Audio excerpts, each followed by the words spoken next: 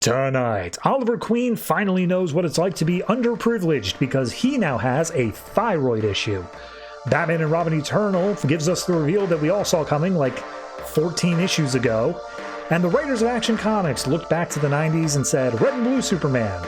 That's cool, but why not green as well? All that and more tonight on the Not So New 52.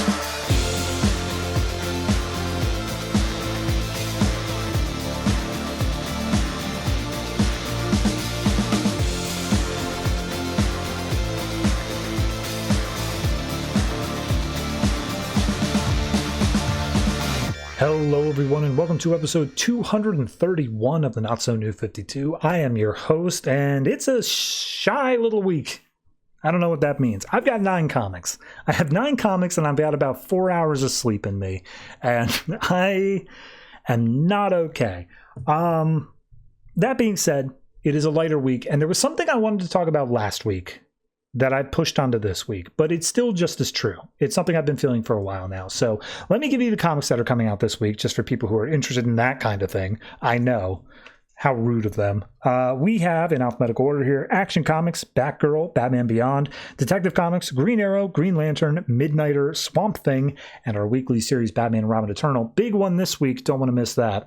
But in terms of what I've been feeling, so I'm approaching the end of the show.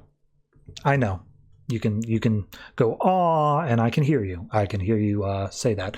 But what I've been feeling for probably about 2 months now is a lot of people complained that the New 52 felt very sectioned off. It felt very much like, there's a Superman event, and that's only in the Superman books. And there's a Bat event, and that only is in the Bat books. And it didn't feel like there was this larger cohesive universe at play. And I disagree. I think that the Justice League books specifically, books like Forever Evil, that did a decent job. Now, it didn't affect probably as widely as it should have, but it felt like it was still cohesive. It felt like the universe... Whatever happened in one book, you could assume it happened to that character if they showed up in another book. Only recently have I really felt the disconnect, the decohesion, the idea that I don't know if what happened in one book is applicable to any of the other books. And that's kind of disappointing for me in a very strong way. I read these books and I enjoy having the idea that reading all the books give you the larger picture. It gives you the universe as a whole of everything going on. But when I read things like Brian Hitch's Justice League of America, where it feels just as valid, just as equal as Jeff Johns' Justice League, and yet I look at both of those books, they can't coexist with each other. And at the same time, they don't feel like they coexist with the rest of the universe. Because Superman, in every other book, is depowered. Batman, in every other book, is Jim Gordon. I look at this and I feel like they're such the flagships, but they don't want to do what the rest of the universe is doing. And I understand. That's kind of what the DCU, YOU, was built off of, is that we don't have to worry about continuity so much as long as we're telling a good story. But for someone like me who's reading everything, the story is being hurt.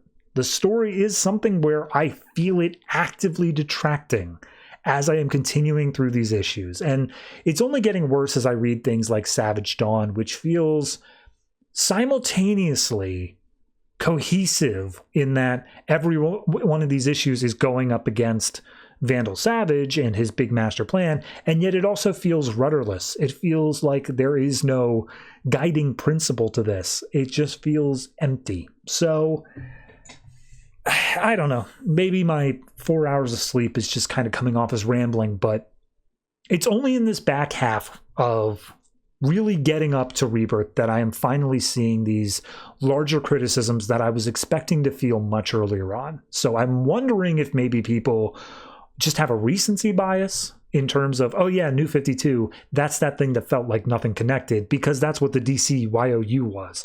Maybe. I don't know. I'm curious if you have any thoughts. I'm not usually the call to action kind of person, but if you were through this period, or if you've been keeping up with what I've been doing, I'd love to hear your opinion, because it's been gnawing at me. It's been something I've really wanted to share, and I can only share it once an episode is going to be under like an hour and a half, which this one is around about. So yeah, don't really have anything else to say. We'll get into the comics, but I'm hoping we can pick it up a little bit before I have to call the show for the final time. I can hope that I just want to end it on a little positive note and say, you know what? That was an okay book. Anyway, Action Comics, Savage Dawn, let's do it.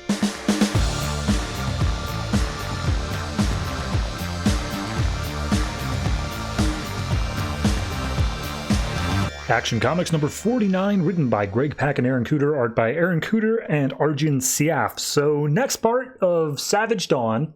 Previous part was in Superman 48. Previously we had Superman went to Argus to take a kryptonite chemotherapy session in order to fix his damaged cells and become Superman again. So this issue picks up a little while back. We get this kid who's lost in reading like a fantasy novel about some barbarian named Salvax, and a couple of bullies like trip him, knock him over, and treat him like he's a nerd. And as they're laughing at him, all of a sudden this black mist appears in the sky, and it starts affecting him. And he doesn't know why, but he all of a sudden grows and becomes ripped, like out of his mind, insanely buff. And the bullies run away, and a little orb shows up. And out of the orb is a hologram of Vandal Savage saying, "Hey, I sent my black mists out to find my kin, my descendants, and I guess you're one of them. So do you have what it takes to join my cause?" And we see he grabs the little orb thing and gives a very strange and ominous grin. So back over to Superman. He's getting the kryptonite bath.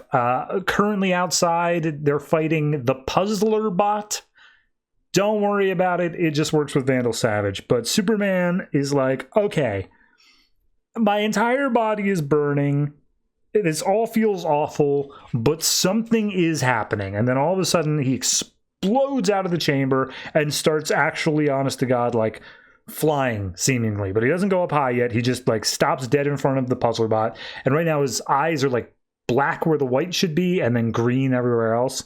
And the puzzler bot's like, wait a minute, hold on, your powers are gone. This doesn't make any sense. And he's like, well, I took the kryptonite bath, and you could tell Vandal Savage I'm coming to kick his ass. And Puzzlerbot's like, ha, but you need sunlight. You need to be able to get sunlight in order to do the whole thingy. So you're still worthless down here. I can beat the crap out of you. And Superman just comes in and a single punch just destroys Puzzlerbot. And immediately Steve Trevor's like, okay, all right, well, I guess that worked. But we've got a little bit of data. We were scanning you there, and it turns out the cells that you were trying to burn off with the kryptonite to kill, you didn't kill them. They're fighting off the kryptonite by absorbing its energy, and that's kind of what's giving you your stuff here. And the kryptonite is still killing off your healthy cells. So this thing you got right now is super temporary. Go do what you got to do before it leaves entirely. And he's like, right, sure. So he zooms up into the sky and he's like, oh my God, yes, I'm flying.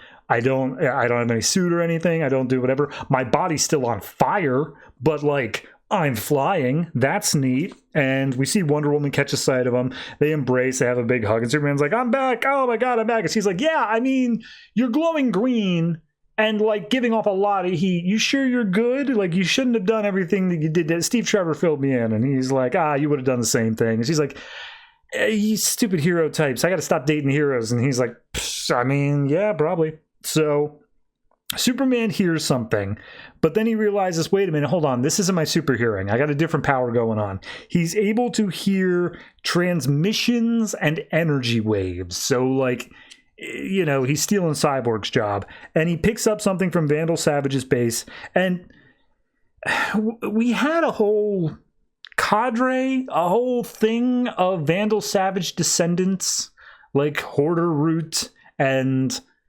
other various people. They're all gone now. I don't know what happened to most of them. Now we've got a new batch, which includes a pair of twins that I'm sure we'll see at some point, someone that looks like Two-Face but buff, and then a big barbarian looking guy, which hint, it's the kid. And Vandal Savage is like, all right, well, I've waited for all these years. My children, you have been chosen. The other ones were crap. I've got enough energy now. We're going to do the thing we meant to do. And because he's up in his satellite base or whatever with the watchtower, he fires off a space laser, but not down at the Earth, literally up into space. And as Wonder Woman and Superman see this giant beam, they're like, oh, that's still going the wrong way. What's he doing? Where's he firing to? And everyone's like, we don't know. We'll figure it out. But like, whatever it is, we got to stop it. So Superman gets caught by Salvax the Barbarian. It's the kid. They play it for a reveal, but it's obviously the kid. So he's jumping in, he's punching Superman. Wonder Woman's like, hey, do you need help? And she's like, no, for the first time in a while, I got this. And he starts punching back at Salvax. And Superman's, it's just a fight. It's just, they come down to the ground. It's just a big old punching match. Eventually, Salvax picks up a car and throws it towards a diner, which has some people in it. Superman jumps in, catches it, throws it back at Salvax, which knocks off his helmet. He was wearing a helmet. And Superman sees, oh, you're just a kid. Okay, look, I don't want to fight you. Go tell Vandal Savage, like, I can help you. Like, you don't have to be doing this. And then he's like, no, you're just a bully. You're hitting me just like they did. And Superman's like, okay, all right. This is a lot more complicated than I initially thought it would be. Meanwhile, Diana's like, hey, they stopped firing off the space laser. I couldn't track it, and I lost track of Vandal Savage. Like, they teleported out, so I don't know where they are. But I'm hacking into a LexCorp satellite to figure out where the space laser hit. So we should be able to do that. How are you doing down there? And Clark's just tanking hits from the Barbarian, just like, I'm good. You're good. What do you got? What's up there? Turns out the space laser fired into Jupiter. And it made such a massive molten crater impact on it that it is increasing the mass of the planet and threatening to pull all of Jupiter's moons into itself. And they're like, but why? And as soon as, I guess, Salvax hears this over the comms, he's like, you did it, father, and I played my part too, so teleport me out of here. And Superman's like, okay, the Barbarian kid's a distraction. I should have realized that. All right, I'm going to go deal with this. So he flies off, and he, literally a sonic boom, as he can still sense where Vandal Savage's base teleported to because of his new super hearing. And he realizes, okay, you're the one who took my powers. You also took all my superhero friends, and now you're taking my goddamn Fortress of Solitude. And we see he literally is lifting the Fortress of Solitude out of the Arctic with the giant Stormwatch ship. So, yeah. I'll be honest, last issue, I completely forgot what Vandal Savage plan was. Over in Superman, I completely forgot about the meteor thing, where it was like, oh, we gotta go catch the meteor out in space. It's super important. So seeing the Jupiter thing here, I'm like, oh, right. He's trying to catch a meteor. Hey, okay, I got it now. I still think that this is being drawn out. Last issue we got the kryptonite bath thing, and this issue we get it, and he has his superpowers back. But not really. He has a version of them. He has the ability to fight back, which, why'd we even take it away then? I guess, look, last issue with Superman was fine. Superman and Wonder Woman, where we met with the gods and then he was made mortal, all of that was just a waste of time. There was no reason to do that at all. So the event is dragging, suffice to say. It's not bad issue to issue. It's just when you look at it on the whole, it's like, shouldn't this be done by now? Shouldn't we have, surely either Superman or Wonder Woman could have punched their way onto this ship at some point and just destroyed Vandal Savage. I know he's immortal, but surely you could have done something by now. So I'm going to say, I'll still say a 7. I'm still in the optimistic period, but I think we still have 6 more parts of this to go. I might be wrong on that, but if it keeps dragging, it's going to keep dragging. It's going to be hard to argue with a lower score.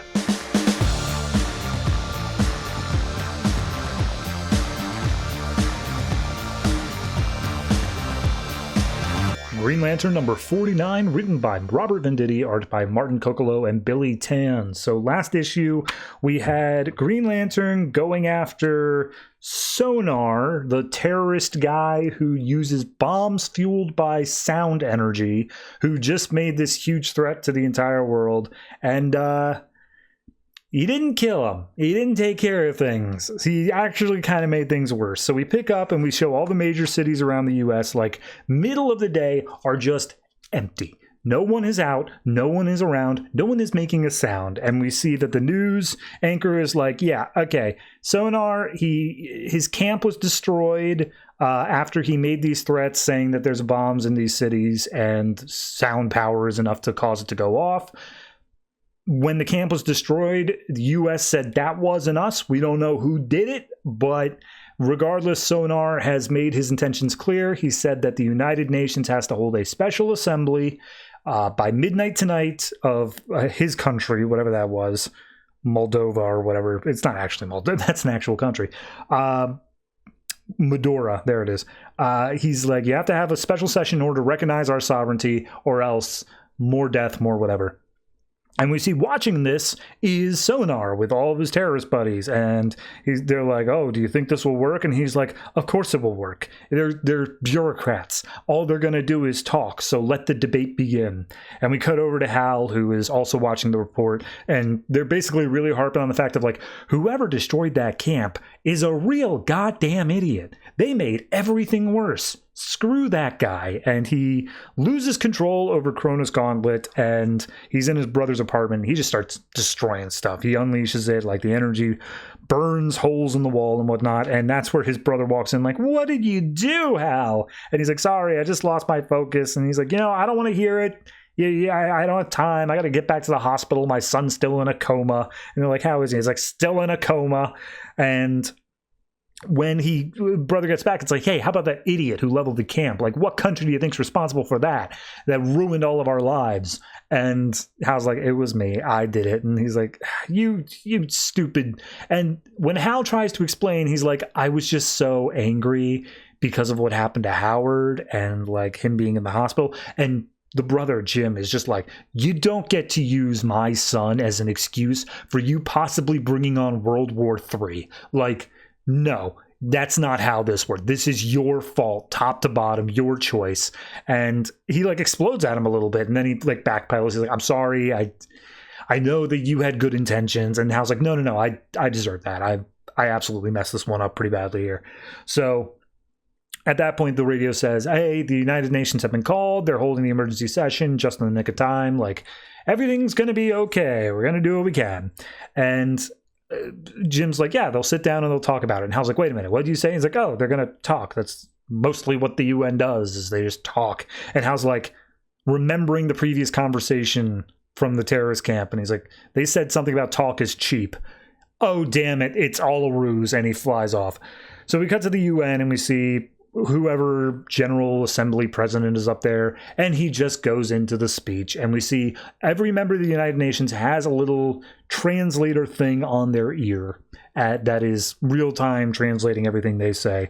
And he's like, well, let's be clear. We condemn the attacks and these threats upon the world and all this stuff here, but we will not rush to action. We're going to sit here and we're going to talk. We're going to talk and talk and talk and talk. No matter how long this takes, we're going to talk and talk and talk. And you just see Sonar sitting there going, good, yes.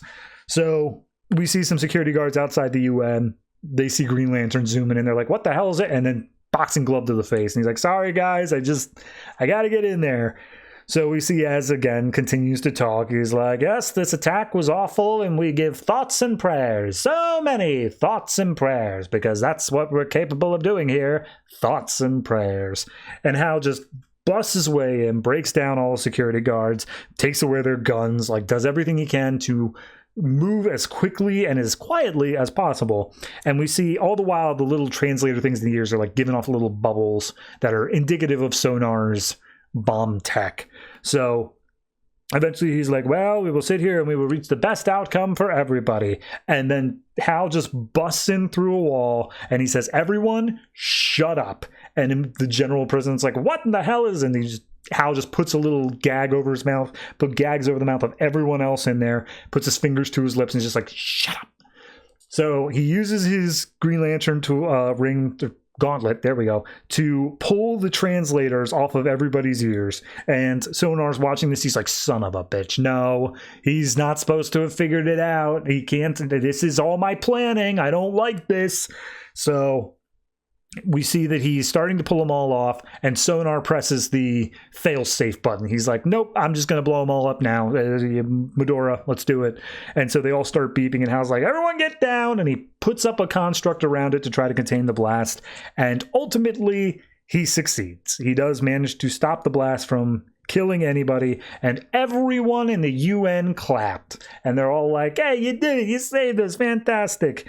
So Sonar and the rest of his crew load up in the truck. It's just like, well, that was a lot of planning down the drain, but we rebuild, we do it again for Medora. So they blow up their previous place and drive off into the sunset.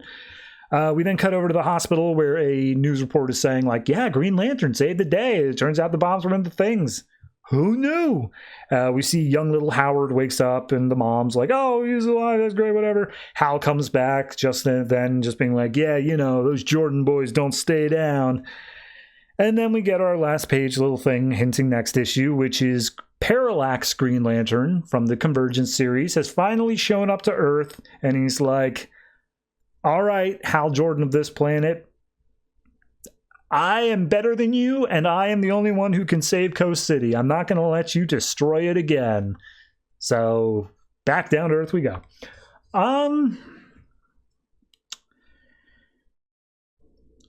I really like the reveal. I like I like how it plays out. The idea that this was all part of the plan, that the UN would come together and just talk and talk and talk and talk. Medora obviously being a country that's very dedicated to action, Sonar, action, and they are going to use that to basically launch an attack on the entire free world by causing all the headsets to explode. I like that.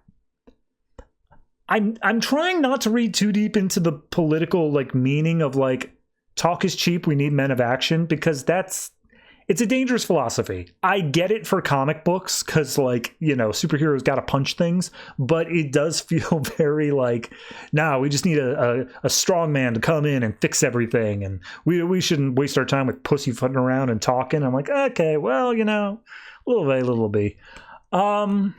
But no, it's a good book. I don't think there's anything wrong, particularly with this arc. I think it was solid.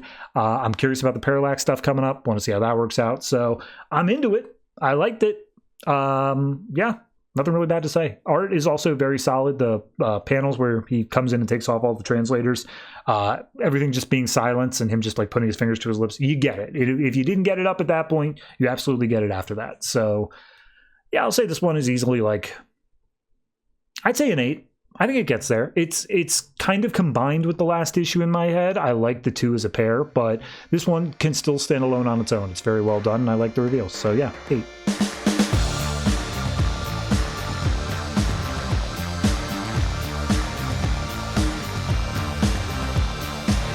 Detective Comics number 49, written by Peter Tomasi, art by Fernando Pasarin. So last issue, we got introduced to a villain. We don't quite know his MO or his name or anything yet, but he uses masks and murders people to set them to look up historical figures. And we ended off last issue with seemingly an astronaut dangling from a building in Gotham. So we see a bunch of people in the high rises around it are like, oh my God, there's a dead astronaut. What's this all about? So Jim Gordon bat hooks, grapples in, launches over. We see that the villain is escaping. He has a dog with him, and he has a truck that has a huge helium tank in the back. And I think the implication that they said here is that he used the helium to lift the astronaut up into the air, and that's what caused him to get his parachute and all that tangled on this building, rather than actually dropping him out of the sky. But as Jim gets over, he's like, all right, let's, I'm taking this down, I'm cutting him down, lowering him. And as he's lowering him, Jim has the light from the blimp aimed down at him, and he looks over at the high rises and sees all these people looking out, and they are fascinated, they are horrified, they are all these things, and he's like, we shouldn't be showing this off. This isn't a circus. So he calls up Julie, like, shut off the light, turn it off. She's not doing it fast enough. He pulls out the Batarang gun, it fires off and destroys the light. And at that point, Harvey Bullock steps up being like, hey man, you good? What's going on here? And he's like, this is going to be a tough one, Harvey. We got to really go into this. So turns out Harvey is to some extent really into astronaut stuff, because as soon as they get back to the morgue and start looking at this guy, he's given the full details. It's like, this is a real life spacesuit. It was put on eBay recently. It was bought with a stolen credit card, sent to a fake address, all this stuff here. The guy inside looks like he was asphyxiated. Also, it looks like he was recently shaved in order to look the way he does, which is very, upstanding military crew cut sort of thing. And Harvey just says, like, all right, based off the suit and everything else, this is Alan Shepard. And I don't know if any of this is true, but this is Alan Shepard, first American in space. He flew like 116 miles above the Earth and came back down. It was a 15-minute flight, and he was the first American up there. And Gordon's just like, oh my God, you're a nerd. I can't believe we finally found it. You're such a nerd. And he's like, yeah. And he like lists off all this extra stuff that he knows. And Gordon's like, okay, I don't actually need any of that for solving this case here. Like, what's applicable to all this? And turns out it's like, all right, well, this guy was actually a postal worker. His name was Nick Hoffman. He has no criminal record, all this stuff. So, and then the morgue person, the coroner, opens him up and says, like, he's missing an arm bone. The other person was also missing a major bone. This one's also missing a bone. It's a serial killer. Hooray, hurrah, we got that. And Gordon says, all right, murders, what do they have in common? The George Washington one and this astronaut one, they're both historical. They are both male. They both have bone removals. They both represent the first president and the first man into space. And Harvey's like, first American, Yuri Gagarin. He's like, shut up, I don't care. So Harvey then points out there's also another thing they have in common. Gotham has statues of both these men. So we see that there is a World's Fair exposition grounds or something like that has a bronze statue of Alan Shepard. And when Gordon goes and investigates it, he finds this wet powder residue all over the head portion of the statue. And he's like, okay, looks like someone did something to this, maybe taking a mold for like a mask. Point me to the George Washington one. I'm gonna go check that out as well. So we cut over to some random girl's apartment. She gets a knock on the door. She asks who it is, and they say, Je m'appelle Jean d'Arc. And we see that this guy, this huge buff ripped guy, is wearing a mask of Joan of Arc. And he just starts quoting like historical texts. It sounds like it's straight out of a book. And he chloroforms the girl, takes her away. So cutting back to Gordon, they're looking at all of the statues for historical males in Gotham. And they're like, that is so many people. I have no idea how we're going to be able to narrow that down. However, they have an eye in the sky that's like, hey, there's something going on down at the recreation center. We should get down there now. So they blimp their way over and they realize this guy's about to burn this girl at the stake. So he comes up again. He's saying stuff about like, oh, you say that you are my judge. I do not know if you are. Da, da, da. And she's just yelling out, no, screw it, someone help, Jesus Christ. So Batman jumps out of the blimp. He's supposed to have his suit to get down there, but they're working on it. So instead they have to do this highly untested bungee jump. And it works fine. There's no problems. He kicks the guy in the head and starts beating the crap out of him, rips off the Joan of Arc mask, but doesn't get a good look at his face before the villain, I'm going to call him, kicks him in and knocks him over and allows him to get out because they're inside like a swimming pool or something, a drain swimming pool. So Gordon's about to give chase, but then the woman screams for help because, again, she's being set on fire at the stake. So he runs into the fire, grabs her off, saves her life, and it pulls off. She was wearing the mask as well of like Joan of Arc. So I cast it aside and he's like, oh, it's okay. You're safe. You're safe. And we see Gordon then at that point goes and just sits outside of Barbara's apartment and like watches her, makes him dinner or whatnot. He's on the phone with Harvey and just saying like, yeah, all right. You know, the masks, we found the residue. Like it's a whole thing that he's wearing masks now. So we can keep an eye on the statues to see if he's going to be making another mask or something that might be able to trace him down. And he's like, yeah, but that's so many statues. And he might have already made all the masks. but we don't have any other leads, so like I don't know what I'm supposed to do here. And at that point, Harvey realizes, like, are you watching your daughter? Like, is that what you're doing right now? I can hear it in your voice. And he's like, yeah, well, wouldn't you? And he's like, if I had kids, yeah, no, the city's crazy. So we cut back over to the cemetery where we saw this guy set up shop, and we see that he has a good like 7 men, all bound, gagged, shirtless, and they're all tied up in the pews of this church. And he goes to the mask wall and he puts on, I don't know for sure, but I want to say, I'm blanking on his name. It's the guy who shot Lincoln. I can't believe I'm blanking on his name. I would say Robert E. Lee, but Robert E. Lee's the general. Was it Oswald? I don't know. Regardless, the guy who shot Lincoln, and he starts giving this whole speech or whatever. And again, I don't even know if it is that guy. And we see that he is setting him up for a Civil War thing. He's putting like mustaches on the guys, doing whatever. So we see that he leaves the cemetery, goes down into a local stable, and goes to steal a horse. And the security guard catches him, but he just has a rifle and he bashes the security guard's head open and he steals the horse anyway. So as Gordon and the rest of his crew are watching, it's like, okay, well, we've got to narrow down to the most likely statues. We keep an eye on them. We do what we can there. And then all of a sudden, social media lights up. Something's going on the street, literally right beneath them. Gordon jumps out onto a rooftop, makes his way down, and we see it is a Civil War parade of all these dead men on floats, and they have like rifles. One of them's on a horse, and yeah, it ain't good. And Gordon says, my biggest worry is that this is just the opening act. I'm starting to like it more. The first issue was kind of just threw me for a loop because it was so out of nowhere, but I felt like it had such a strong purpose. It had such a strong introduction to it.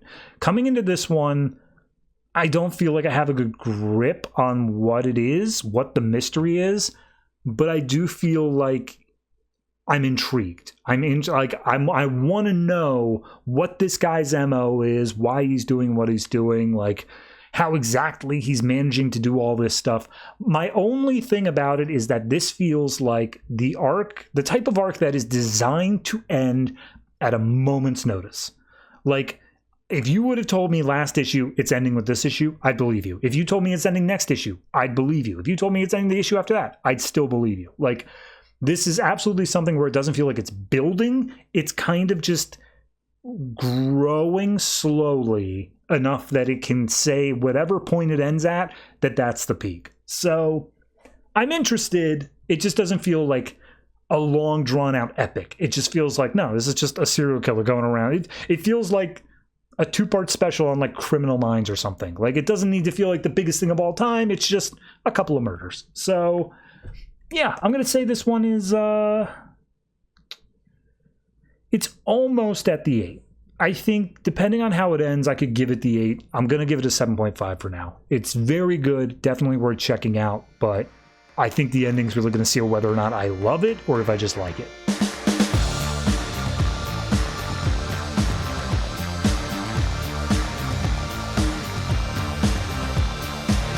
Green Arrow number 49, written by Benjamin Percy, art by Patrick Zircher. So last issue we got basically a whole issue of Green Arrow coming to terms with like, oh yeah, I'm a werewolf now, by trade, and I'm okay with that. I like that as being part of me because it makes me disadvantaged, and I don't like being a prissy rich boy.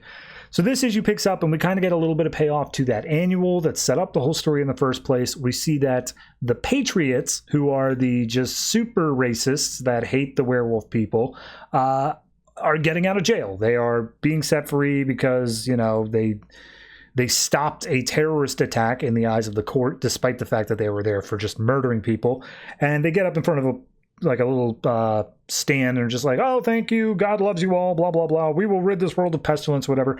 And Oliver's there and he talks to I think the chief of police, and he's like, so these kids get free, but like the other guy, he's still stuck in solitary confinement. And the chief of police is like, what do you want? Why do you have a dog in this fight? Like, what's going on? And he's like, oh, well, this is state sanctioned violence, you've just made a lynch mob. And he's like, who cares?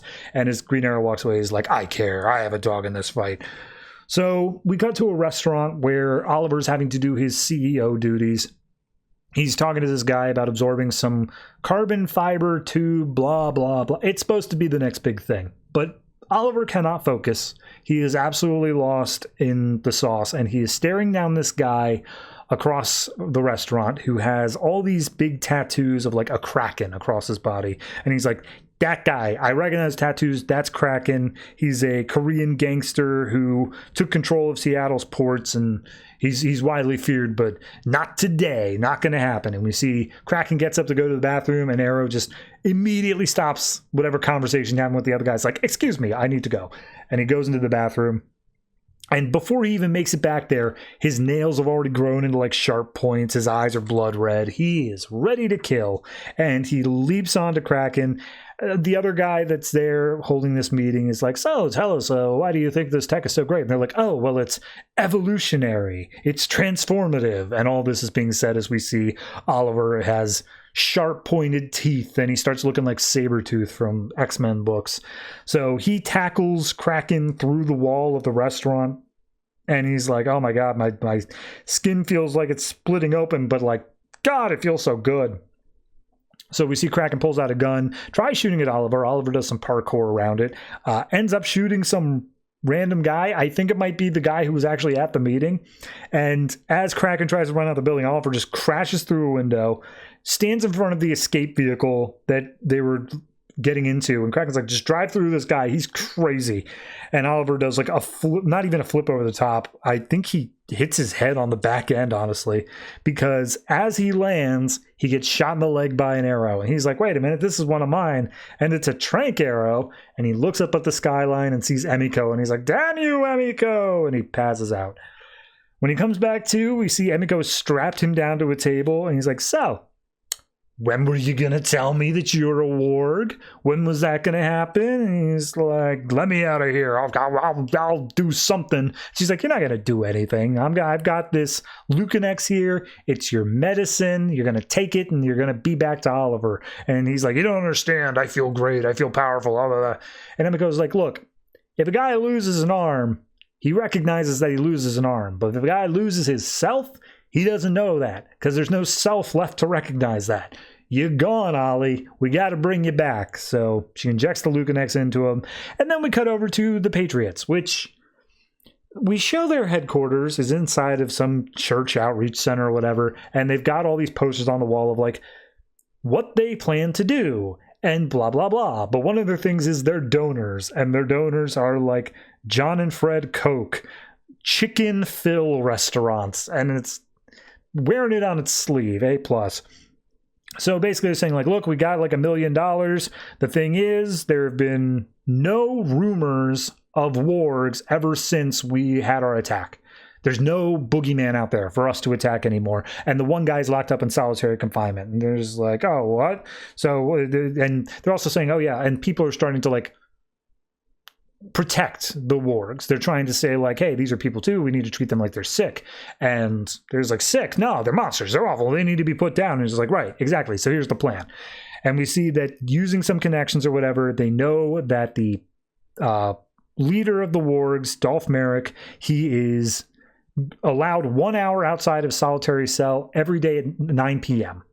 And during this specific time, they're going to cut the power. That's going to allow him to get free. And whatever happens during that period, so be it. But they're also letting loose a couple of rabid dogs and leaving behind the jacket of like the Warg Biker Club. So no matter how many people get mauled during this, it's going to be traced back to the dogs. It's going to be traced, like, it's going to be blamed on the Warg. However, Dolph Merrick is insane. So he gets out and he immediately starts killing all these guards. We see that the Patriots actually blow up one of the towers of the prison, and it allows a giant hole that is able to be escaped from. And they're like, yep, all right, that should do it. And as they drive away, we see Dolph Merrick just approaches these two rabid dogs, clunks their head together to kill them, and then just runs off into the woods. So it's like, well, whatever the war problem's going to be, all this fear that's going to run rampant now in the city, they'll turn to us for help. That's what we're going to do. So as Oliver's waking up off the table, he's like, oh my God, I feel like hell. But yeah, I needed that. Thank you, Emiko, for taking care of me. And he starts relating the story of like, when I was a kid, I had this huge fever. My mom, she read me this book over and over and over again. It was about a bunch of animals who look up in the sky and they see constellations, but it all looks different to them. It looks personalized. Like a chicken sees a hen house, a bear sees a river full of salmon. And she always asked me what I thought that meant. And now for the first time, I feel like I understand. I'm seeing things from a different perspective. He's just saying that now he feels like he's underprivileged, and he really likes that because he's an idiot. So it's just like, okay, well, yeah, glad you got empathy, says Emiko, but like, what are we going to do about this? Because you're not cured, you're being treated, and this problem is just going to keep rearing its head. But then Henry V gets over the comms and is like, hey, Merrick just escaped Supermax prison. There are like dozens of people dead. It's a whole thing. And Oliver rips off his Green Arrow thing. He's running shirtless. And he's like, all right, there's a war brewing and neither side is worth fighting for. So that's the issue.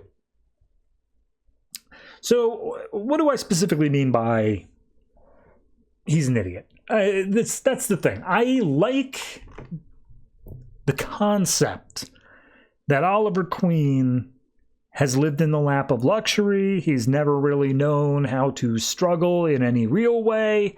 And so how can he fight for the underprivileged if he's not one of them? I get it.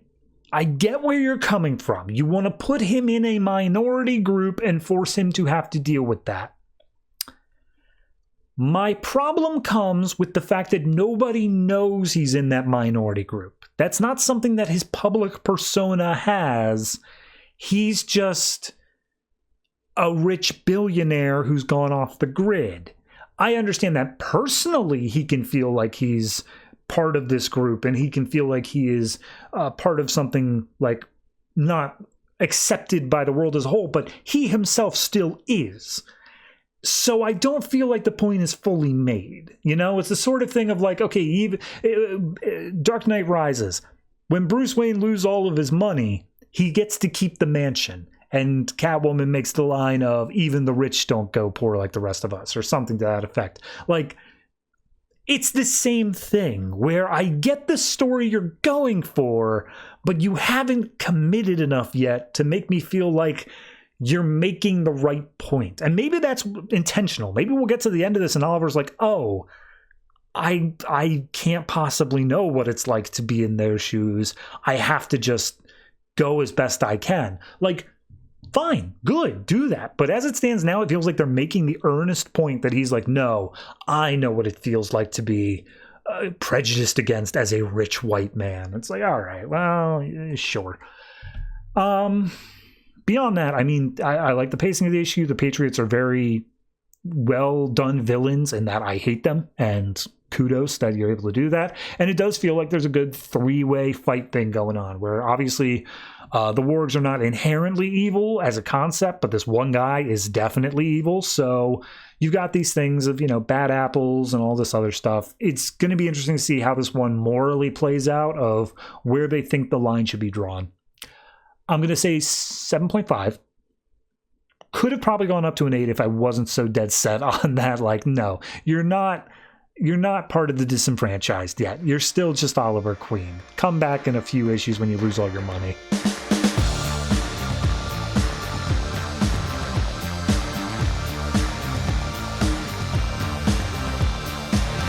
Batgirl number 48, written by Brendan Fletcher and Cameron Stewart, art by Babs Tarr and Rob Haynes. So last issue, this book has like 7 interarching plots, but the big thing that we were getting to is Babs is having trouble trusting her memory, and we saw that there is some sort of being or creature or something that altered her memories, where she was very against using this doomsday device as an energy source. it altered her memories to say, no, I've always been down for that. It sounds great.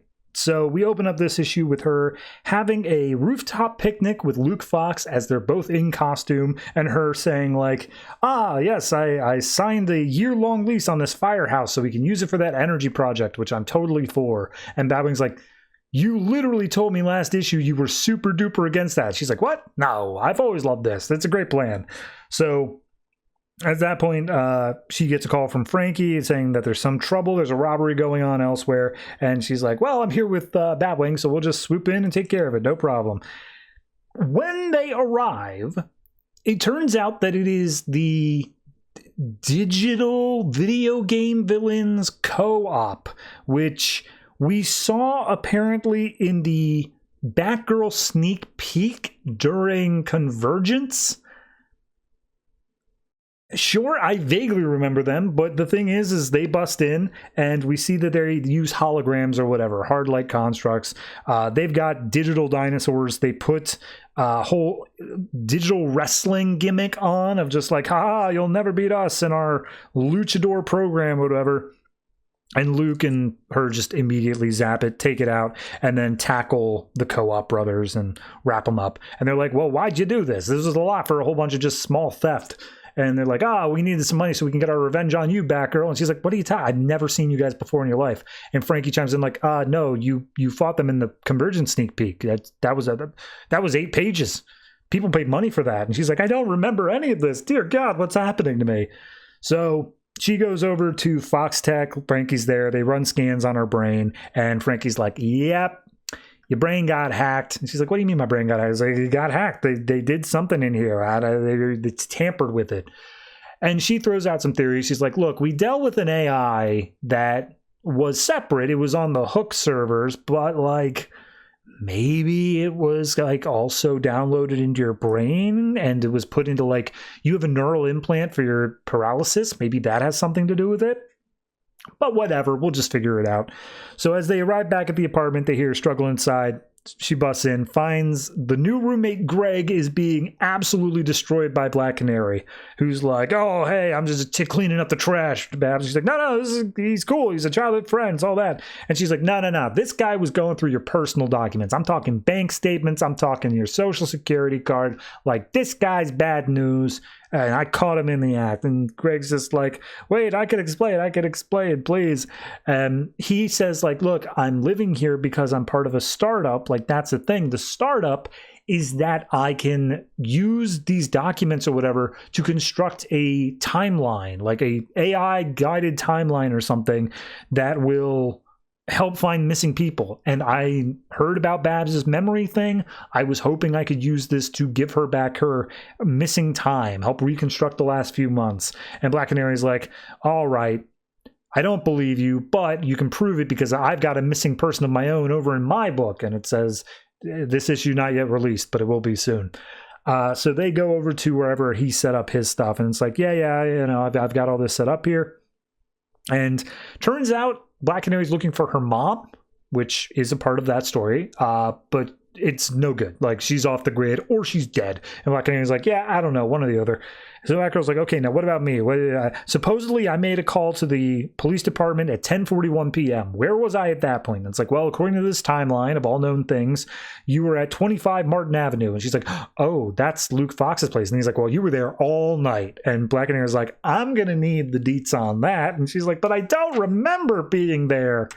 So they go out on the street, start walking, and she explains how her memory works. It's like, because she has an eidetic memory, it's not that she has blackout spots that she can recognize. She files her memories away. But now that she's looking through her filing system, she's noticing there's big empty holes where there should be memories. So she's like doing it basically an audit at this point, when all of a sudden Black Canary's like, hey, let's go down this alleyway. All right, we got somebody following us. We're about to fight. And so she puts up her dukes, and then all of a sudden it's 3 groupies from her band. For anyone not reading the Black Canary book, it's by the same creators. They basically just continue on there. So she signed some autographs. Barbara's laughing it up, saying like, oh yeah, big tough. He's signing autographs, taking selfies. Then Frankie hops on the phone and is just like, hey, Greg wanted me to let you know that you got like extra stuff going on here. We pinpointed the location that you made, but Luke says that he wasn't, or that you weren't at his place that night. So Greg's software had the wrong data. So Frankie starts using whatever mental thing she's got of like hooking up with computers. And she says, okay, there was a cab fare that originated right outside our building, but it didn't go to Luke's place. It went to somewhere else. And they find out it's the Hall of Records in Burnside. So as soon as she sees that location, she has a weird memory like glimpse, and she sees this nightmare demon from her dreams. And she's like, oh my God, it was there. I saw it. Oh, it was Nightmare Man. And she's like, okay, well, that's a good sign. We should probably go to the Hall of Records. So they break in, and as they're there, she's like, okay, I'm starting to remember there's a ladder right over there that leads to another location. And so they go down the ladder, which goes into this big underground, I don't know, man, lab, computer place, whatever. As they're down there, all of a sudden, nightmare demon creature shows up, which turns out is not a nightmare demon creature. It looks like that when she's having her dreams. It's just the dude in the weird-looking suit, and he calls himself the Fugue. And he says, yes, your memories belong to me. So she starts freaking out because it's literally her sleep paralysis demon. Black Canary's like, well, I don't care. Kicks him in the face, tries to shake Babs out of it.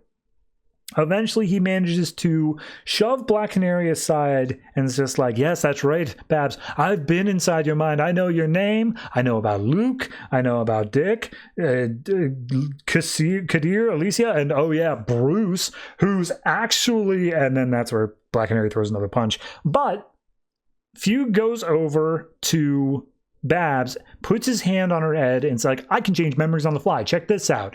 And he convinces Babs that Dinah's the murderer of her mother. And so Babs is like, I'll kill you. How could you betray me like this? And she's like, it's not true.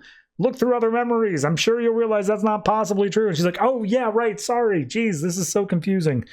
So Black Canary uses her scream to weaken Fugue's helmet.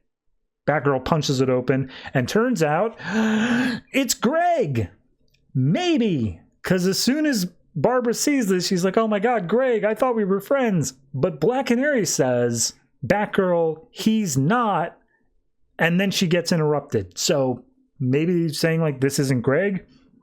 But regardless, Greg puts his hands on Batgirl's head and does another memory whammy thing. Black Canary tries to tackle him. He gets shoved into a pneumatic tube, which he uses to escape. Sure. And then Black Canary comes over, and Barbara's like catatonic and just like, oh my God, wake up, cite anything, come on. And that's where we leave off. I'm going to be a little disappointed if it is Greg. Like, all signs point to Greg, and that's like, it just feels a bit too obvious. Like, I'd rather it be like, oh no, Greg was taken over by something, or blah, blah, blah, or whatever. I guess I don't know. I'm just been shaky on this whole thing because it's felt like it was going to be a spin-off of the previous arc. It was going to be this thing of like, oh, we had this AI that was like messing with your mind and da-da-da-da-da. And it just feels like we're doing that again. But technically, if this is Greg and this doesn't have anything to do with the AI, it is different, but it doesn't feel that much different. It still feels like we're playing a lot of similar tropes here. So hopefully we can do something a bit more unique. Hopefully we can get somewhere into a different place, but this one's just kind of striking me as a, well, yeah, it's good, it's fine. If you didn't read the previous arc, I'm sure it's great, but I did. So I'm going to say this one is I'll say flat 7. That feels completely fair to me. It's definitely not a bad issue. It's more than good, but I wouldn't call it great either. Just a little unoriginal.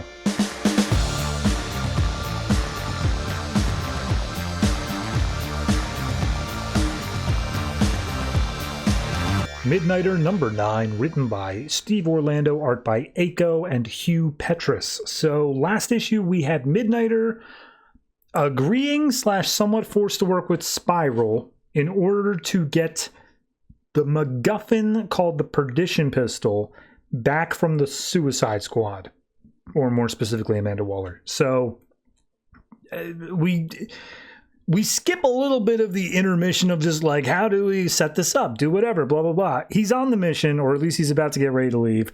And we get the handler, who is his asset called Marina. It's basically saying like, yeah, Suicide Squad has a here unforementioned satellite called the Crow's Nest up in space. We put you in a railgun and we're just going to fire you up there because there's no other way to get up there. And also they have a teleporter and that's the only way they get up. So hold on. And he's like, this is the greatest day of my life. Yeah, sure. Great. Let's do it. So they shoot him out of a giant capsule up in there, get him into the satellite and say, all right, teleportation tube's the only way out, but you got to get the thing first. So go get the pistol. And he's like, yep, right on it.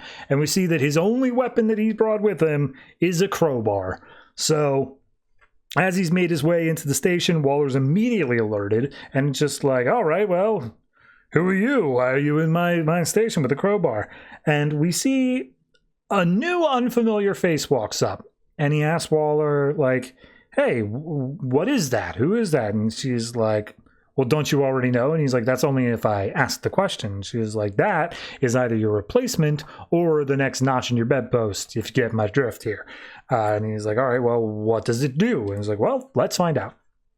So we see Midnighter's already dispatched all the guards that were supposed to be guarding this thing. He's found where the perdition pistol is. He's made it into the room. And he's like, yeah, I can hear it. It gives off alien signal. I can hear alien signal. It's a whole thing. But as he enters the room, all of a sudden lightning starts like sparking around him. And he's like, oh, I got a speedster. This is great. I've never dealt with a speedster before. So turns out that this guy, I don't think they ever give him a name, has a thing called the Mercury Mantle, which can make the person nearly as old or nearly as fast as the Flash. However, it takes away years off their life. It is literally sapping their life force to do it. But it's like, yep, so I'm the fastest killer alive. I run around and punch things. And he's like, or sorry, I run around and I can kill you. And all you do is punch things. And Midnighter's like, yeah, but I'm really good at it. Because you see, all I need is 1 second for my brain to calculate and do all that stuff. You're faster than me 59 out of 60 seconds. But all I need is that one. And he's like, yeah, all right, let's see it. So a speedster goes, charges after Midnighter. And Midnighter, without, like, the paneling is great here. It's super fast, super small panels. And there's just a squelch sound. And then all of a sudden, this guy's Achilles tendon has been severed. And he's like, yep, that's what I'm doing. And so he throws a screwdriver into the Mercury Mantle. And it explodes and just kills the guy. And over the phone, the Spiral Agent's like, that sounded like screaming and bones breaking. Are you sure there weren't any other things going on up there? He's like, nope, just broke some glass to get the perdition pistol. No big deal. So as he's making his way through, he's like, hold on, there's still another program running. It's different than perdition pistol. I just want to check that out. And as he makes his way into another room, we see that there is a DNA double helix, something about the word Kryptonian, and we see it also says Henry Bendix on the screen. And he's like, all right, this just got more interesting. So Midnighter causes a massive explosion. Turns out that the only way that his doors work is if he's out of this place and out in space. So he's literally blowing a hole into space so that he can just jump into his own door. And at that point, Helena's now on the line. It's just like, I swear to God, you weren't supposed to take the pistol and bring it back to your own home base. You're supposed to bring it to us. And he's like, well, yeah, but now neither of you have it. And frankly, that's not really the biggest thing right now, okay? We have a bigger problem. Perdition pistol was a MacGuffin. And so he doors back into Spiral, and he's like, all right, they're doing a thing with Henry Bendix. The gardener, the whole thing with my backstory, that's my mother. Henry Bendix may as well be my father. They had a falling out because Bendix went too far for the gardener, which if you know what the gardener did, is crazy that even exists. And he says something about the Unified, which is a military killer fueled by Kryptonian DNA and a fight computer like mine. And Amanda Waller apparently wants it and wants to do it. So we can't let that happen. And Helena's like, fair enough, we're in. So then we cut over to his personal life. And if you remember, there was a guy who was trying to do like a little documentary on Midnighter, just like the life and times and get to know them. We see that as they're sitting around in this restaurant, he's asking questions of like the bar owner and some of the other regulars, like, oh, what's it like around Midnighter? And he's like, oh yeah, he's a good guy, he's cool, he's awesome, whatever. And Midnighter's like, you do understand that like this is the weird part of my life. Everything else is just blowing up and destructive all the time, right? And he's like, yeah, but I'm good with that. So they head out on the street, and now he's in costume. And I'm just like, all right, yeah. Now you see me interacting with people, blah, blah, blah. But you got to go. I'm making a door. It's going to go to my living room, and you'll see what happens there. But then all of a sudden he tenses up, and he's like, oh, did you think I couldn't hear you? And then in jumps Harley Quinn. We don't get to see it's her, but like you get every other aspect of her. And we see that she's pulling pins on a belt of grenades as this is all happening. But then Midnighter gets caught off guard, and he gets elbowed in the face. And he's like, wait a minute. That's not supposed to ever happen. So he pulls out his knife, goes for a swipe. We see it's this dude from before, the one who was talking to Amanda Waller, and he dodges Midnighter's swipe. And he's like, that's definitely not supposed to happen. So Harley throws the bombs in through the door. They land in Midnighter's apartment. Some of them are on the outside. The dude doing the interview, Robert, he's half in and half out of the door, and Midnighter's like, get the hell out of there, and he pulls him back out. The door's still open, causes the explosion. They're on a bridge, so it just blows up a huge section of the bridge. We then see the Suicide Squad that's here, which is to say Harley Quinn and Deadshot, because they are always in the Suicide Squad, and this new guy whose name is Afterthought. They called him AFA before. I assume that's short for Afterthought. And Midnighter's like, how the hell could you break my fight computer? Like, there's no way you could do that. Turns out Afterthought's power is he has a quantum tunnel where he's able to see 5 seconds ahead into the future of every future. And so as soon as something happens, like, he knows the path to take it. So he is actually able to see Midnighter's moves and do something else that he wouldn't expect because he now has that extra knowledge. So Deadshot makes the point of like, hey, if you can see into the future, why did you get arrested and forced to join the Suicide Squad? And he's like, who said I was forced to be here? So Midnighter and him start squaring down, and Midnighter just loses. Like, he gets beaten down. He's like, Afterthought's like, I never get into fights. I get into demonstrations. And as Midnighter's down on the ground, he's like, you think I'm afraid to see my own blood? I'm just warming up. And then he collapses in Robert's arm, and Deadshot's like, well, that's the end of that. And that is the end of that. So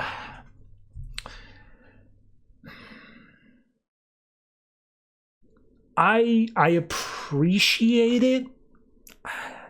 Okay, so here's my problem. It's a good issue. I do really like the issue. I think it's done well. My two problems I have is, one, the Perdition Pistol and the Suicide Squad feels like an absolute MacGuffin. I said this last issue. Stop putting people up against the Suicide Squad. I don't care that you have a movie coming out. Stop it. I don't want to see it anymore. However, the bigger issue here is that I feel like Midnighter falls into the Cyborg problem. And the Cyborg problem is, we only know one thing about Cyborg. Cyborg is part man, part machine. And every story, therefore, has to be about that. It has to be that story. Midnighter, we know two things. We know that he is merciless and beats the other crap out of people, and we know he has a fight computer that allows him to win any hand-to-hand fight. So it feels like every story is showing off how merciless he is and also creating villains that have a workaround to the fight computer. So now that we have this guy whose whole power is, you can't use your fight computer against me, it just kind of feels like we're doing a Midnighter story. You know, I want something that's like tailor-made to him. And in paper, that sounds good, but what it ends up being when you see it repeatedly is, oh, I've seen this story before. So I hope we can turn it into a slightly different direction. I hope that we can get more interesting with how it plays out, but I just feel like we're replaying the previous arc again already. And that's not good because that arc only ended one issue ago. So yeah, beyond that, I like the art. I do like the way it's structured. The Speedster was a fun character. So collectively, I'll say 7. it gets to that. It gets to a 7 pretty easily. I'd probably give it more if I weren't just a little bit tired out from this Midnighter story.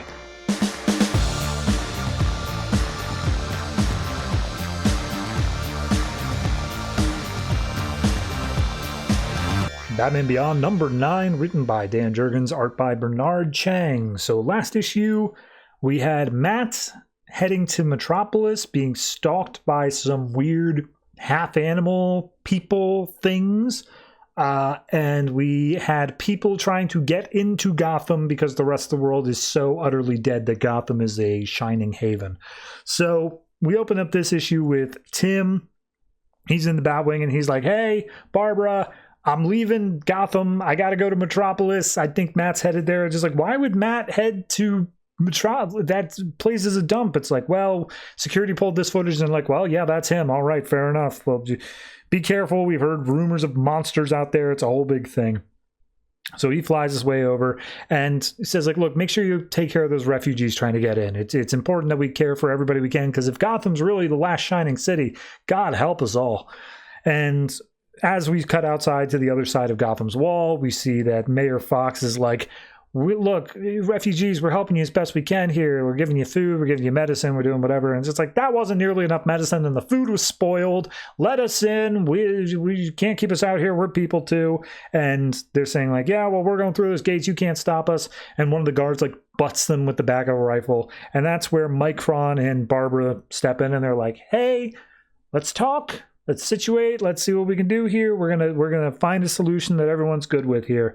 And Mayor Fox goes back inside and tells one of the guards, like, we need reinforcements, because once they realize how bad the supply situation is, like everywhere, we're gonna have a war on our hands. So we see Tim is flying around Metropolis, and he's like, when I left, Metropolis was like the shining city of awesomeness, and this is weird. It's weird to see that, like, this place is not great, but obviously we all thought it was invincible because, there was a guy who was invincible, kind of just flying around. And as he lands the ship, we see that there are posters everywhere selling the Doctor, saying, let the Doctor make you a winner. And he's like, who is this guy? I bet he has something to do with whatever Matt's here for. So we see Matt sees the Batwing flying overhead, and he's just like, oh, he followed me? Yeah, okay, don't trust me. I can't take care of myself. I'll show you. And we see that the animal people are still following him. We find out later they're called splicers. It's a tiger and then 2 apes. That's all I got for you. So we see that there is a little community in Metropolis. They've managed to build a tiny little place for themselves, but it is not great. And as Tim lands, he gets out of his costume. He's like, well, I got to get in there, blend in. Maybe that's how I get more information. So he comes across someone who's like, hey, buddy, you want some cigarettes? I got some great cigarettes here. He's like, well, I don't really smoke. He's like, why? We're all going to die? Smoke anyway. And he's like, yeah, well, what would the doctor say about that? He's like, what do you mean the doctor? What does that have anything to do with anything? Why, you got somebody you want to sell? And he's like, someone? What? What does this doctor do? He's like, who the hell are you that you don't know the doctor? Who are you? And, a couple other people come up, and there's like, are you out of town? He's just like, yeah, I just blew in. I'm just trying to get a lay of the land here. Came from Gotham. And everyone's like, you came from Gotham? Is it true what they say? Are the streets paved with gold? Is Gotham the last great city? Is everyone welcome there? And he's like, no. We got problems there, which is why I'm here. And also, I'm looking for a friend. It's a kid. He came here. Maybe he went to the doctor. And they're like, you better hope not, because like that guy. One guy steps up. He tells a story where he's like, my brother couldn't feed his family. The doctor gave him food and shelter in exchange for his services, and we never saw my brother again. And it's like, all right, well, I better find this doctor guy then. You know where I can find him? And it's like, oh, well, he's in the only place that still has power. The downed Justice League Watchtower, which is just crashed in the middle of the city. They call it the Justice District. So Matt makes his way over to the Justice League Watchtower, and he's like, I made it. It's got power. Maybe whoever's inside can help. But then we see that's where he gets grabbed by the splicers.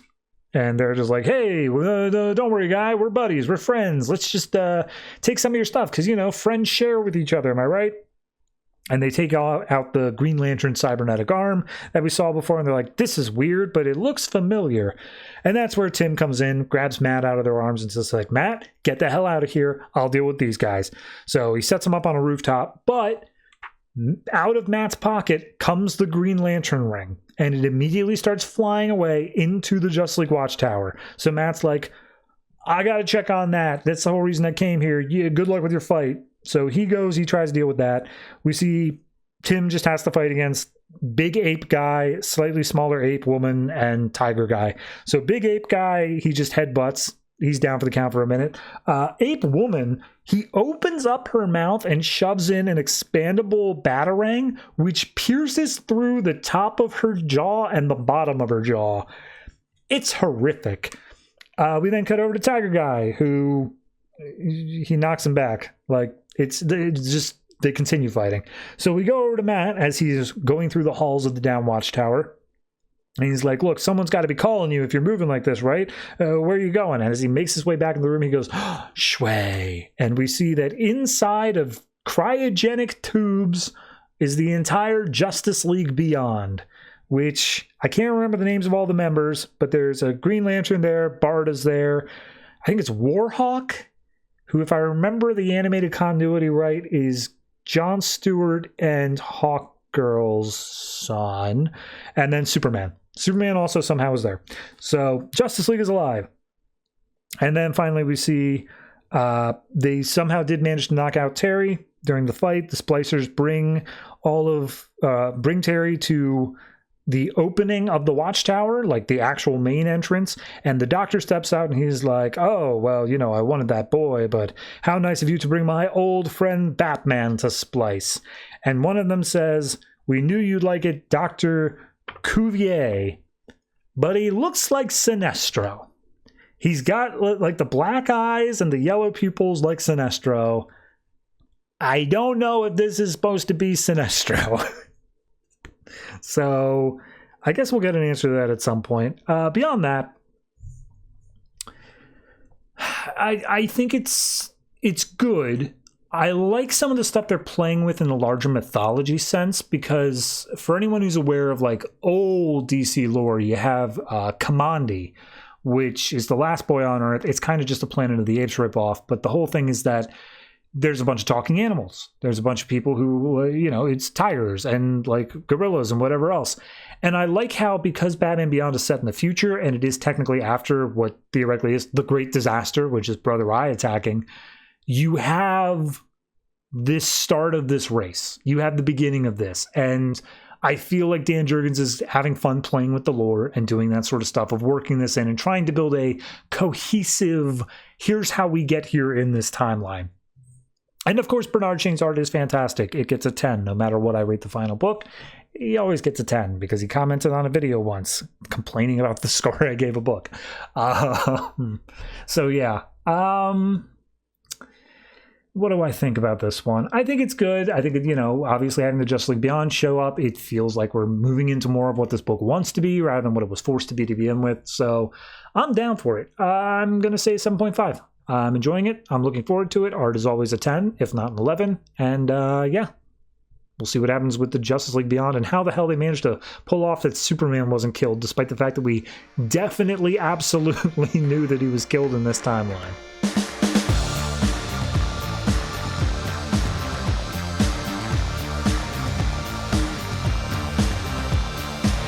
Swamp Thing number 2, written by Len Wein, art by Kelley Jones. So last issue we had a zombie guy who was the victim of a school project where they killed him and tried to bring him back to life, and then ultimately it failed, but then he became a zombie anyway.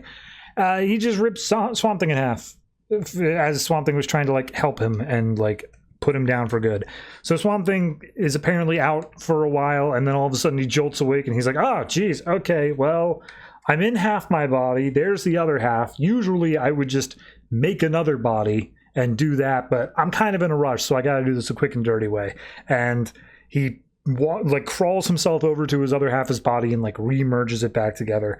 And he's like, okay, if I'm gonna kill a dead guy, which is already impossible, I need to go to a higher authority here. I need to get a bit more help. So we cut to the college campus where, of course, several people have been killed several hours later. And we meet the new sheriff and deputy. And the they're saying like, oh yeah, hey Sheriff, you've been here for a short period of time, but like this place is crazy. We get things about like ghosts and aliens, and like most people say that there's a plant god out in the swamp. You just kind of get used to the craziness, but you should be used to craziness because you're from Gotham, right? Introducing Sheriff Darcy Fox, the niece of Lucius Fox, who apparently spent so long convincing the Fox family, get the hell out of Gotham, come down here to Louisiana, that she said, screw it, I'm just doing it myself. So she's like, well, we'll double security on this campus. We don't want another dead body. We cut over to New Orleans, where we have Swamp Thing pop out of the planter of the Shade. I do not have time to go into who the Shade is. Just know that he is a semi-eternal figure, and he knows a lot of stuff. So Swamp Thing pops up, and he's like, hey, Shade. And Shade's like, hey, I bet you're showing up about that zombie kid, Laszlo Wormwood, right? And he's like, yeah, so none of what I heard about him is true, right? And he's like, nope, let me tell you the whole story. So apparently, he did sign up / do this like resurrection test thing as his parents described. That did happen, but it was only because he was terminally ill from cancer, and as a last-ditch effort, he thought that this could save him. It didn't, and so his parents dug up his corpse and did a voodoo ritual to bring him back from the dead. And that's why they have a zombie son now. And it's like, yeah, they're trying, the parents got you because they're trying to fix their mistake. And Swamp Thing's like, I don't like being used. But like, how do I defeat an impossibly strong dead man? Like, how do I kill someone who's already dead? And it's like, oh, you just use the traditional method. And he's like, yep, all you do is you take this sack of sea salt, this needle and thread, and you shove a bunch of salt in his mouth, and then you sew his mouth shut. And that's it. That's how you kill him. No problem. It's the only way to put an end to him. And Swamp Thing's like, oh, cool, thanks. And he's like, yeah, but I might ask a favor for you later. He's like, that might not go so well. I don't do so well with that. But regardless, bye. And they spend a little bit of extra time showing that, like, Swamp Thing gets back into the planter, but as he tries to, like, leave, he drops the salt and the needle and thread. Shade laughs about it, and then Swamp Thing comes back and, like, takes it anyway. So we cut to the college. We see a couple of girls who were in the class with Laszlo are being escorted by a cop, when all of a sudden, of course, he gets got, and the girls are like, oh no, Laszlo, we didn't mean it. We just wanted an easy course with an A. Like, we didn't do anything about it. And Laszlo's like, well, now you blah, what they've done to me. So Swamp Thing shows up and he's like, nope. I'm cutting this off at the head. We're not doing this again. He's like, hey, wait a minute. I killed you. How did you do this? He's like, well, you'll find that the reports of my death have been greatly exaggerated. So they start fighting with each other. And he's like, look, you lay down, you're dead, you got to accept it, you got to go back to where you came from. He's like, no, you can't stop me. So he pulls out the salt bag, and Laszlo's like, why can't you just leave me alone? And he swats the bag away, saying that he's going to kill him again. And Swamp Thing's like, Jesus, man, this guy is so strong. But as Laszlo runs off, we see the cop is like, wait, help, hold on. And Swamp Thing's like, all right, what's up? And he cradles the guy, and he's like, you're going to be fine. And he's like, are the girls okay? He's like, yeah, the girls are safe. And he's like, good. And so the cop ends up dying. And he's like, oh, you won't have died in vain. I'm going to go get the son, but I think I know where he's going to end up. So we cut over to the van that the parents are currently traveling in. And of course, the son showed up there because he wants revenge on everyone who brought him back, not just the class. And they're like, oh, we only wanted you back with us. Please forgive us. And he's like, yeah, well, now here I am. So Swamp Thing shows up and he's like, hey, for real, you're going back at the ground. We're doing this. And he's like, so they fight a little bit more. We see Swamp Thing does manage to get the upper hand here. He uses a bunch of vines and stuff to really hold down Laszlo, and he only needs a second. He just needs to do his thing. So now that he has the bag of salt again, he pries open Laszlo's mouth, shoves the entire bag in there, and goes to sew it up, but he drops the needle. And he's like, screw it, I can do this on my own. So he picks back up, he drops the needle and thread. He makes his own thread out of like hemp and a needle out of a thorn, and he just uses his own body to sew up Laszlo's mouth. So he sews it tight.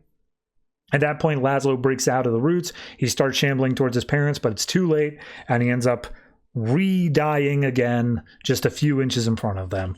So Swamp Thing's like, well, there it is, and he passes the shovel off to the dad, saying, like, this time, just let him sleep. Make sure you put him down deep. So we see that they are hauling their giant, enormous zombie son over to a grave. And of course, that's when Sheriff Darcy shows up and is like, hey, we gotta have some words about whatever this is. So Swamp Thing goes back to his swamp and he's like, oh man, it's a good thing I don't sleep because I might not ever sleep again after that. And Phantom Stranger's just chilling in his crib. It's like, sup, man? You take care of that? And he's just like, oh, yeah, I think I figured out what all of your cryptic messages were at the beginning. I got it figured out. And he's like, nah, you don't know the half of it. And he's like, do you always have to talk like that? Like, do you got to be such an asshole? And he's like, I do. I actually, like, contractually, I'm obligated to do that. And then he Batman's out of the scene. So then we get, what is the next issue? Little thing where a guy shows up to a motel. He's looking for a room. Apparently he's here for the hunt. And they're like, right on, deer season. I get it. What's your name? And he says, the name's Cable. Matt Cable, as there's lightning out behind his head. I don't know who Matt Cable is. I think that Abigail Arcane had a boyfriend named Matt, but I think that Matt became Matt the Raven in Sandman. I might be making all this up. I might have had a fever dream at some point, but I vaguely remember that being a thing. Vertigo books were weird back in the day. Anyway, so yeah, that's the end of the zombie arc. I mean, it's good. It does feel like it wastes a lot of pages just doing fight scenes, and you know, it's a superhero book. You come to accept that. I'm not saying that it's like a waste as in like, oh god, the book's now awful because of it. It just feels like the first issue was very clearly well paced. It was setting up this mystery. The back issue, you solved the mystery pretty quick, and the rest of it is just, oh no, will he be able to put salt in this guy's mouth? So a little bit lesser, but I still say an enjoyable issue at the very least. Where do I want to come down on? I think I'm going to say 7. I think I can't remember what I gave the first issue, but I feel like this is not quite up to the same snuff. So just a little bit lower. It's still good, still worth checking out, but just not great by any means. And then we'll see what the rest of the miniseries does. I'm curious if there's an overarching plot. I'm curious if this is going to be a thing where, like, whatever Phantom Stranger's initial enigmas were, if that's going to be the thing that continues onwards. But I'd have to reread it because, frankly, I can't remember what that guy says half the time. So, yes, this issue, 7.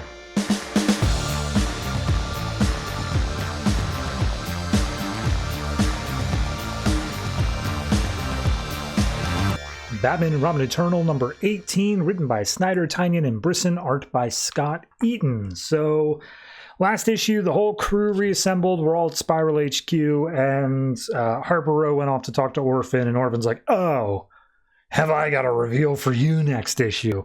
So this issue picks up with Robin putting in the flash drive that has the virus or whatever, the plans for the virus, not actually the virus, and says like, yep, okay, it's a complex virus. And he explains it out saying like, look, it was developed by Saint Dumas on orders from Mother. It is essentially a mind virus that forces people into their most traumatic moments and forces them to overcome it, therefore being able to be molded into like fearless killing machines or something or the other. However, Mother specifically tailored this one to specifically target children. It does not affect adults at all, but it can infect thousands with just a press of a button. It's like it's not even like a organism virus. It's a mind virus or whatever. So they say, okay, Red Hood, how did you beat it? And it's like, well, he beat it by embracing the fear, but we can't really do that when it's like a whole bunch of teenage maniacs. So we got to figure out how to stop it at the source. And we cut over to Orphan talking to Harper, which, by the way, they also have the Spiral lady, the one who betrayed them at the beginning. She's just now also in the room. She doesn't say or do anything. She's just there. But yeah, he's just like, oh yeah, you know Cassandra killed people, right? And she's like, yeah, I saw it in the Sculptor's Vision Quest thing, but she was brainwashed. She was she wasn't in control. You were pushing her to do that. And he's like, no, she's a killer. That's who she is. So let me tell you specifically what happened. Cassandra came to Gotham to kill Ford Batman, and we get intercut now between the old stuff in, not Prague, wherever we were at, Cairo, where Mother and Orphan are fighting Batman, and then also the modern day stuff. So Orphan's beating up Batman in this theater. And just like, oh, Mother, look how weak he is. And Mother's like, don't gloat, just kill him. And Batman tackles Orphan to the ground, saying like, all right, no one's going anywhere. And he sets off some more explosives. This hasn't worked the past 3 times, but for some reason this one does. Because as he sets off the explosives, a giant air conditioning unit or something falls through the roof, is about to crush Mother. Orphan pushes her out of the way. She still has major leg injuries, but Orphan is more or less like crushed from this. He tells the kid that's there, like, hey, don't move. And the kid like immediately runs off. But Batman turns to the Mother and he's just like, all right, it's over. You lost. I defeated your protege. You need medical attention, all this stuff. And she's like, I've been through worse. And she's like, your leg's off. So at that point, he's just like, oh, well, hey, once you reach into my pocket, I got something to show you. And Batman's like, I'm not playing any more games. And she's like, oh, not a game. You're asking questions. You want to know what's going on? I'm going to tell you what's up. And he's like, no, you're going to tell me who the target is in Gotham. Who is the orphan that you're talking about? And she's like, seriously, do you think you can still stop it? You think that what? You beat me? And then that just all of a sudden stops? No, everything here is working independently. Regardless of what you did here, that would still be happening over there.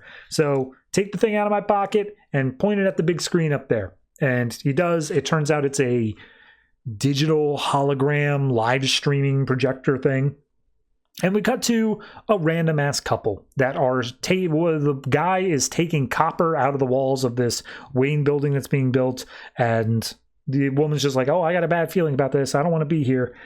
And Mother's like, yeah, you want to know who the target was? There they are. That's it. They were 2 low-life criminals. They've got a child who has a great deal of promise, and we're going to kill them and make you a Robin. That's what's going to happen. And Batman's trying to call Dick, like, hey, can you, like, get to this place? And she's like, no, I blocked all the other signals. This is the only thing that's getting in and out.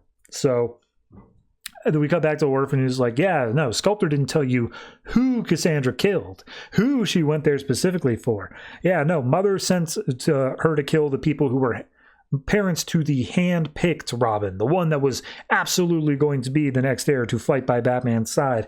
In fact, I believe I remember the exact date. It was the 29th of September. Does that mean anything to you, Harper? And she's like, oh my God. And he starts laughing like crazy. She's like, you son of a bitch, there's no way. So Mother reveals it in the past. It's Marcus and Miranda Rowe, which are the parents of Harper Rowe. And Harper Rowe is to be left an orphan who will be taken in by Mother, taught perfect training, and then left to be Batman's perfect little Robin. Cassandra jumps in and kills Miranda Rowe. She does her job. And Marcus runs off. He sprints away. And Batman's like, call it off now. And she's like, what? Or you'll kill me? Like, this is happening. Nothing else is going to happen here. So Harper's crying. And it's just like, no, you're lying. And he's like, no, it's the truth. That's what happened. Like, Cassandra was going to kill both of them. However, she failed on 2 fronts that night. One, she failed you because she killed your mother. Like, dick move. But the other half of it is she didn't finish her quest. She left the father alive. So not only were you not an orphan, you were put into the care of Batman, like you weren't able to become a Robin like you were destined to be, but also you lost your mother and you were stuck with your piece of shit father for your entire life. So really, Cassandra's responsible for all the worst parts of everything about you. And just to add a little bit of insult to injury on that, Batman knew that this was entirely his fault, that this was all on him, and he denied you your place. So we then cut back, and Mother's basically saying the same thing for Batman, just like, you wanted an heir? Like, there you go, that's it. Neither I nor Orphan are going to be much help to Harper. We're out of the game, like you said yourself. So what are you going to do? Are you going to leave her, or are you going to take her in and knowing that this is all your fault? And he's like, this isn't my fault. And she's like, no, we made a deal. You wanted to play games? This is how it comes out. Like, I said that I was going to do this. I meant it. Even if you were always going to back out of this, I never was. And he takes Mother by the collar. He's like, I'm going to make you pay for every life you've took. And she's like, no, you're not. And she bites down on a cyanide capsule. and starts foaming at the mouth. And he's like, oh, no, you don't. You're not taking the coward's way out. And he fishes out a cyanide antidote from his belt, and he's about to inject it into the woman when the kid from before returns with the cops and is like, there, that demon is about to kill that poor woman, and he tried to kill me, and he killed my parents. And they're like, oh, drop the whatever that is in your hand. And he's like, I'm trying to save this woman, I promise. But they start firing anyway. So Batman has to leave. Mother is dead, seemingly orphan is dead, and he flees the scene. So we cut back to now. We see the rest of the crew are all hanging out inside of the Spiral, like, main lab HQ. And it's like, well, you know, we could write another virus that would neutralize that, but that would take time, maybe a week. I don't know. It's that, and Red Robin's like, well, I don't know if we have that long, because we need to figure out where would be the maximum impact, because that's where they're going to upload this virus. Where would be the first best place to get the best, like, child soldiers that could do real damage? And they're like, I don't know, the mall? People hang out the mall, or like schools maybe? And they're like, yeah, schools would make sense. Maybe like, oh god, this HQ is a school specifically designed to make super secret agents out of our students. And then we see this static noise starts going over all the speakers at the school, and they all start listening up, and they freeze in their place. And it's just like, all right, we're going into lockdown. Everybody in this room? Great. Ka-chunk. So everything's in there, and it's like, well, that should keep out all the teenagers. And Grayson's like, should? And it's like, yeah, nothing's 100%. Should's the best you're going to get here. We should stay place. Grayson's like, okay, me and Red Hood are going to go out. We're going to take a look around. We're going to start like taking care of the speakers and all that. Everyone else, Tim, Cass, Steph, you're all way too young. So like, you'd be affected. You need to stay in here. Stay with Dr. Nets and work on an antidote. And I guess Harper, wait a minute, where the hell is Harper? And then we cut to her just sobbing openly in the room where Orphan and that weird Spiral lady are kept. And that's the issue. Finally, the big reveal. I knew the reveal. I don't know how I knew it. I learned it at some point. I think it was when I was looking up like a synopsis for this book a while back. But yeah, how do I feel about it though, now that it's all laid out? I'll be honest, when I read it, I didn't quite like it. I think that it felt a bit too, well, that's like, no, that's really not Batman's fault. That's like, yeah, as much as it's like, oh no, but like he's the one who played games and caused all these consequences. Like, no, it's not Batman's fault that like she was left with her mom killed. That's entirely on the supervillain side of things. However, I do like the idea that Batman essentially forsaken her, that he said like, I'm going to leave you in the care of your dad, and like didn't help her out. And that's what gets me, is I thought back to the beginning of Scott Snyder's run, where she came in and she's like, oh, hey, Batman, I want to help you out. I want to do that. And Batman was just cruel to her, of like, no, get out of here. I don't want you to have any part of this. And obviously this is all retconned. None of this was planned during that section of it, but like, it fits. I like that. It informs the character more thinking back on it now. So honestly, I'm down with it. The only thing that I'll say as kind of like a negative here is there are aspects of this book. I know it's all art by Scott Eaton. All of the flashback stuff, solid, like it. All of the Harper stuff, solid, like it. All of the stuff inside the office with like Grayson and them talking to each other, shaky, very, very shaky. And that's the only thing holding this back from being like a really, really great issue for me. So I'm gonna say an 8. I will say it gets into the great category if 8 is great, but I don't think that it's really excelling above that. I don't think it's like an all-time favorite, but in terms of the reveal, it's good. It's something we all saw coming the moment that Harper was involved in this book, but it's still good. I like the way we handled it. So yeah, 8.